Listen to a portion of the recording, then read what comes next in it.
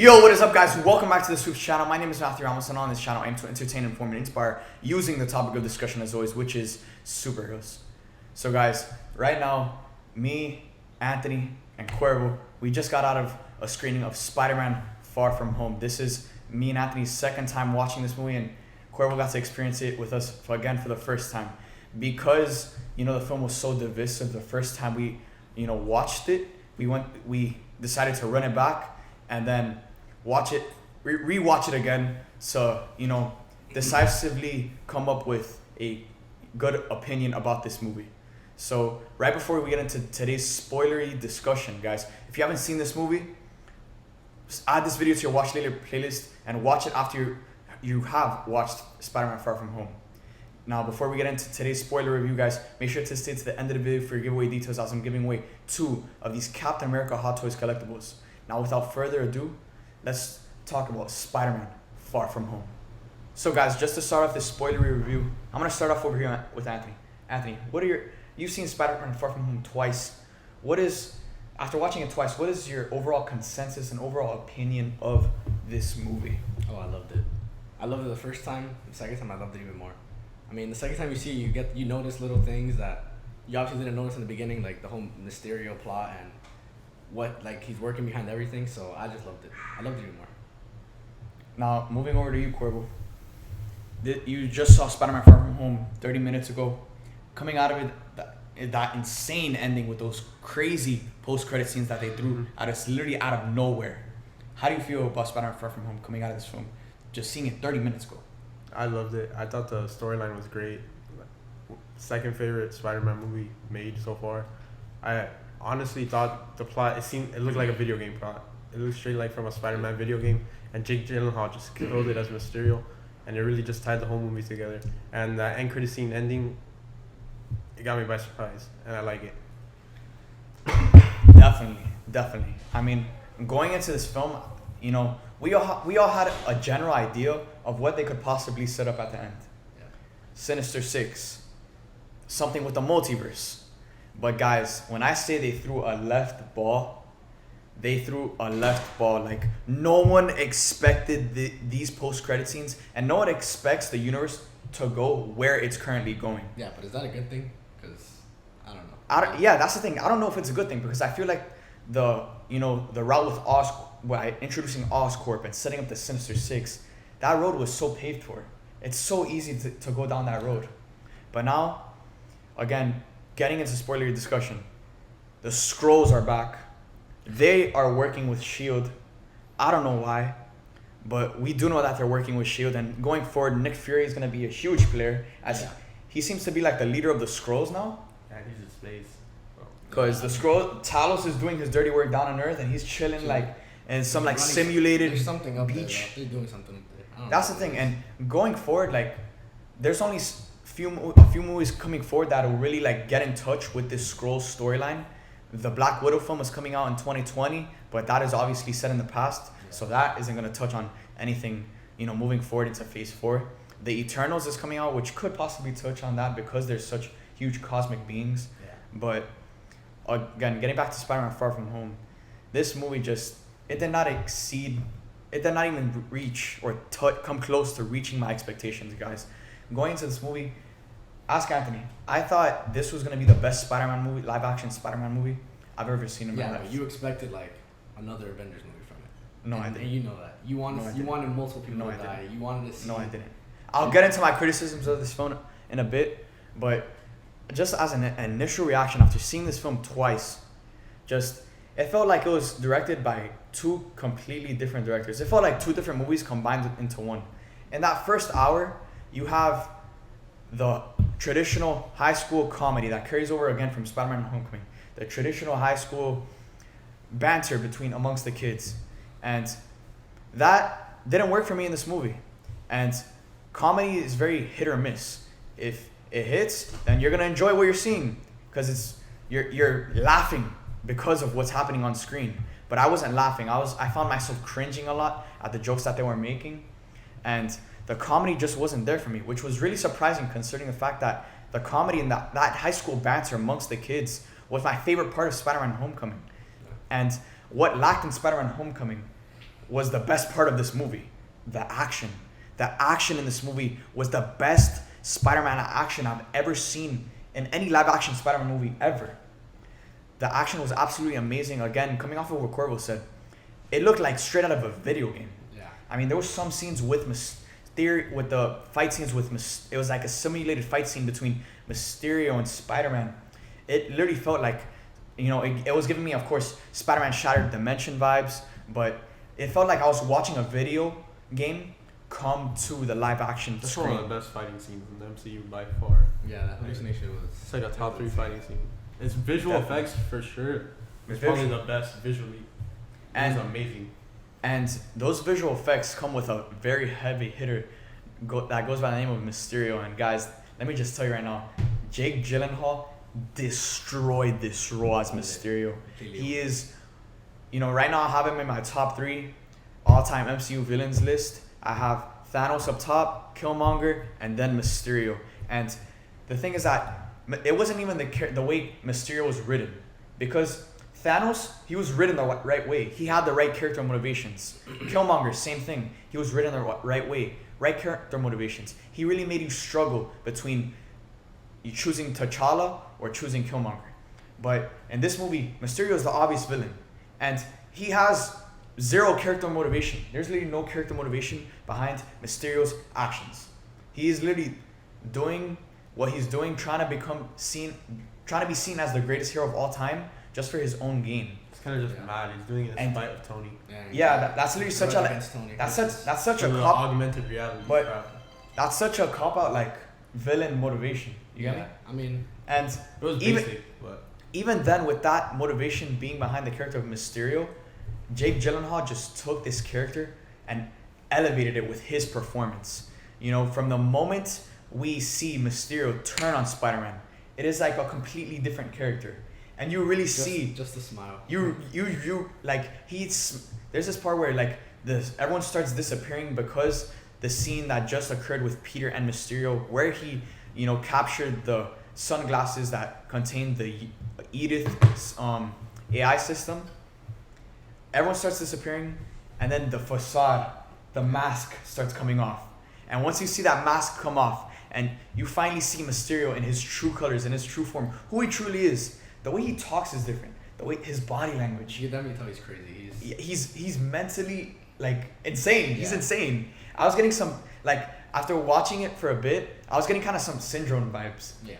Because again, this was the big. it's the same pretty much. Yeah, That's it's basically the same thing, because Mysterio had ties to Tony back in Captain America Civil War with the barf technology that we saw at the beginning. Mysterio was actually the one who invented that, which was awesome to see bring back, because with Mysterio, who's an illusionist, and then having something like the barf technology, which is literally creating an entire virtual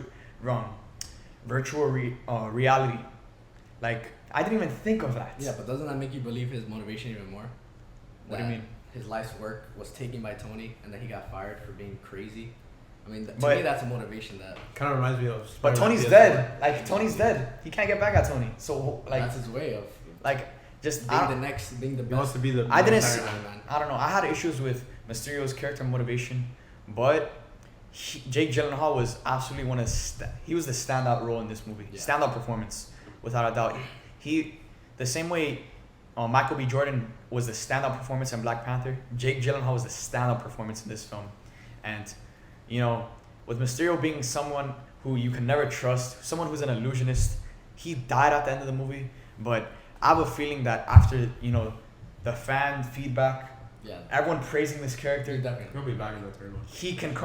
he's someone who you can have him die, but not really die. Yeah.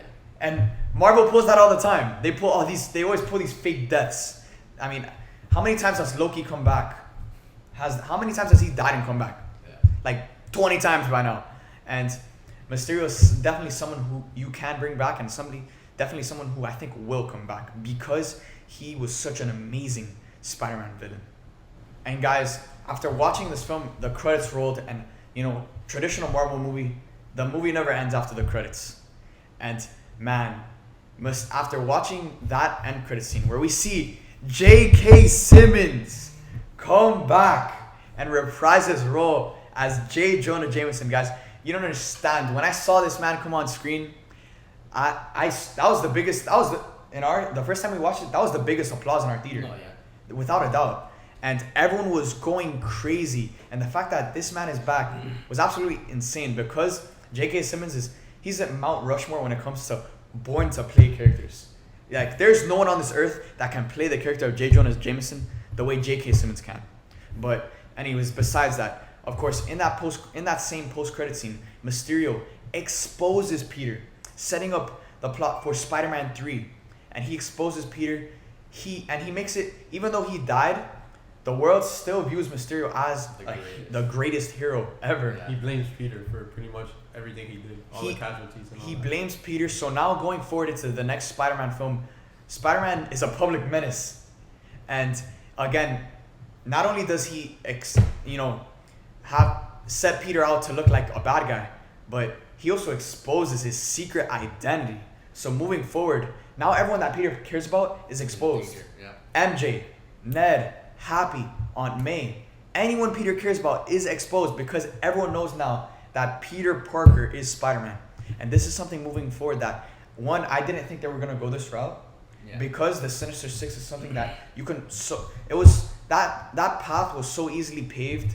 I thought they were going to set up the Sinister Six in this movie and then move forward in Spider-Man 3 with the Sinister Six facing up against Spider-Man. But that's obviously not the case.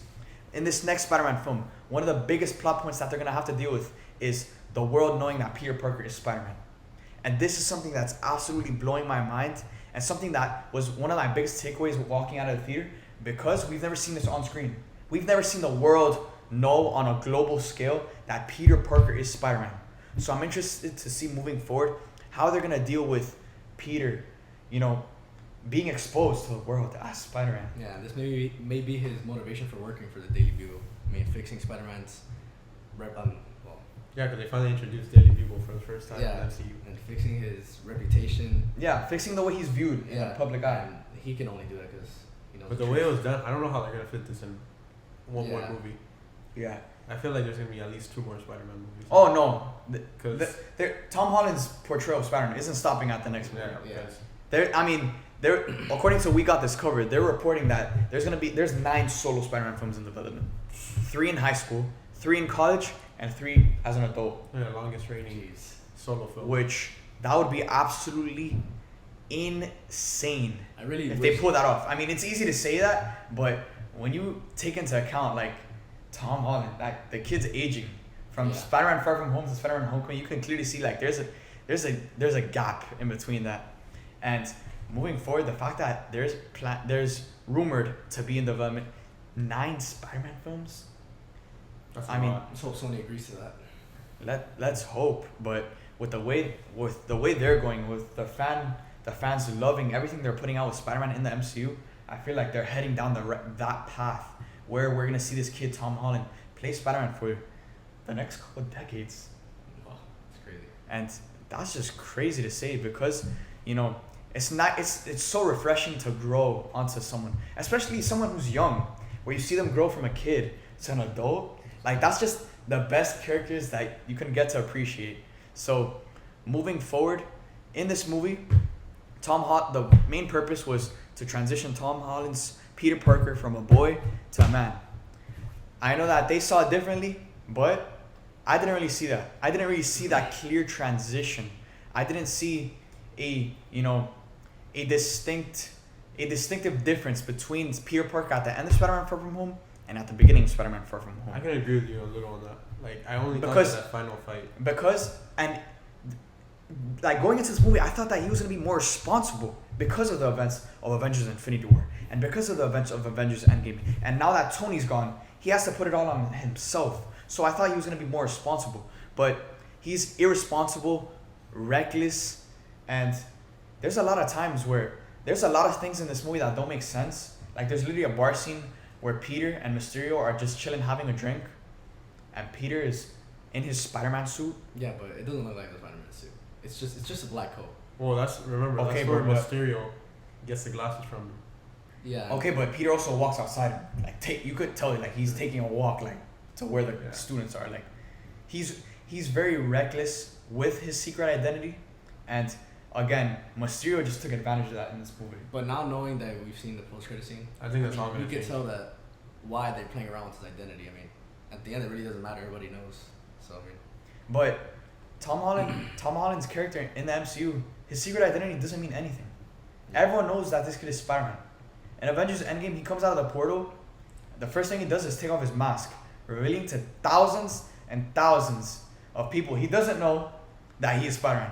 So if this one random Asgardian, or if this one random Ravager, or if this one random like sorcerer wanted to expose this kid, they could. I don't even think he can work at the Daily Bugle. Yeah, because everyone knows now. Everyone knows. And they Yeah. have his photo. It's not like they have a name. they're definitely gonna like debunk it. I mean, he's 16 years old. How many people are actually gonna believe that? And even in the video, Mysterio looks kind of crazy. But No, but we'll see. I don't know, but another thing that they really built upon in this movie was the character relationship between Peter Parker and MJ. That we can obviously see is going to play a major role moving forward because that's going to be the main love interest. That is Peter Parker and Marvel's version of Mary Jane. And that is going to be the relationship that they're going to carry on moving forward. And we got the first, steps rolling with that relationship in this movie. awkward kiss. They were, Very awkward. to be honest, guys, I know we see this differently, but I see no chemistry between these That's two, man. completely wrong. I see no chemistry between Tom Holland and Zendaya. I think it's They just had how the they most wrote screen- it. He Like- had more screen time with MJ than Mysterio. It's In this just. whole- It's And just the even way it's then- written. Even then, I felt like he had better chemistry with Mysterio. I would say that's the most Than realistic superhero romance I've seen. It's not like It's awkward. It's like a high school. it is awkward and it's realistic. Nobody just falls in love with someone by just looking in their eyes or knowing she's the one. That's not real. That's not realistic. Okay, but you know what's also not realistic? Admitting to someone that they're Spider-Man when they just started talking in this movie. Imagine holding that in though. And they're not just talking. They're not just talking. No, He they've didn't known just- each other. he They've didn't known- just man. talk to her, bro. They've known each other. Yeah. No, man, they're And just talking. there's in a this time movie. jump. Not the movies don't start right after each other. Okay, but do you think that Peter and MJ are at the point in their relationship where he can tell her that he's Spider-Man? No. I mean, That's a whatever. fact. So, She guys, finds out. Sure. this is a question of this video. Let me know in the comment section down below. Do you think Peter telling MJ is justified in Spider-Man Far From Home? Let me know in the comment section down below. Now, moving forward, just overall general consensus of Spider-Man Far From Home. I'll start off with myself. This film didn't reach my expectations. I had extremely high expectations going into this movie because from all of the marketing footage, it just looked, 3 times the scale of Spider-Man Homecoming. This movie was big budget. They went to Venice, Prague, London, Netherlands, Germany. Germany. They went all over the world for this movie. And just my expectations, even with Jake Gyllenhaal, who's an A-list Hollywood actor, stepping into the role of Mysterio, my expectations were through the roof with this movie.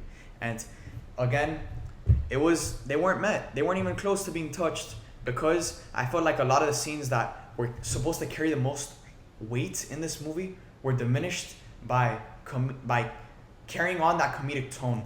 Because throughout this whole movie, they try to carry that comedic tone throughout its entirety. Yeah. There's not, through the part where you mentioned, where Peter becomes a man, where he says, "I'm gonna go kick his ass." Even that scene, the music is building up and you're like, you're getting hyped, and then Happy has to kill it with a joke.